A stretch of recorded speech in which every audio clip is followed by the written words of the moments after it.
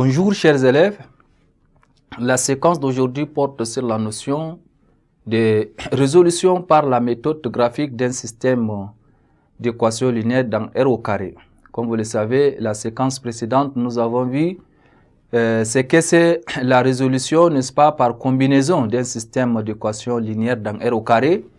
Aujourd'hui, on va voir la résolution par la méthode, n'est-ce pas, graphique d'un système, bien sûr, d'équations linéaires dans R au carré. Eh bien, chers élèves, l'objectif même de cette séquence, c'est de résoudre par la méthode graphique un système d'équations linéaires dans R au carré. J'aimerais à ce que chacun de vous va avoir, n'est-ce pas, son stylo et un cahier afin de bien prendre note. Je prends le système, la première équation, par exemple, 2x moins 5y égale à combien? Égale à 11. Ça, j'appelle ça l'équation 1.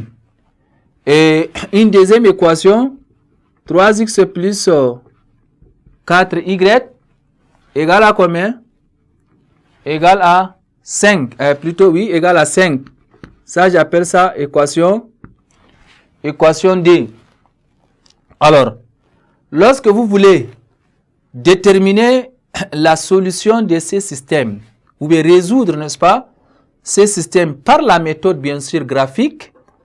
Dans un premier temps, on vous demande de représenter graphiquement dans un même repère la droite D1 d'équation 1 et la droite DD d'équation 2. Donc, vous allez d'abord, dans un premier temps, chercher à tracer les deux droites là.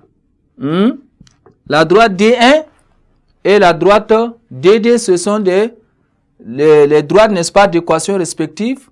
2x moins 5y égale à 11 et 3x plus 4y égale à 5. Vous voyez? Donc, vous allez tracer, et comment tracer une droite. On vous a déjà parlé, n'est-ce pas, en troisième, que la droite d'équation ax plus by plus c égale à 0. On va choisir, n'est-ce pas, des valeurs pour x pour trouver la valeur de y, ou bien y pour trouver la valeur de x, vice versa. Alors, après avoir tracé ou bien représenté graphiquement dans un même repère les deux droites, la droite D1 et la droite DD, nous allons étudier, n'est-ce pas, l'intersection de ces deux droites. Et lorsque la droite D1 et la droite DD ont un point d'intersection, on dit que le système admet, n'est-ce pas, un unique couple XY. L'unique couple XY. Le point d'intersection, c'est ça qui nous donne ce qu'on appelle la solution de ce système. Ce sont les coordonnées de ce point d'intersection qui nous donnent ce qu'on appelle l'ensemble de solutions de ce système.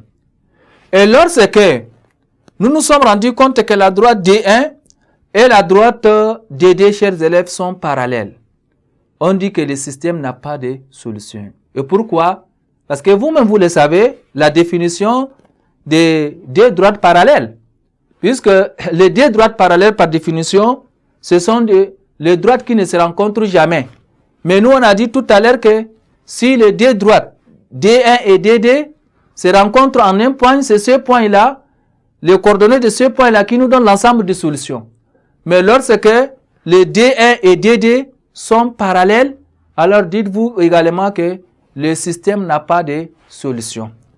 Et enfin, si nous sommes rendus compte que les deux droites, c'est-à-dire la droite D1 et la droite DD, sont confondues, eh bien, chers élèves, on dit que le système admet une infinité de solutions.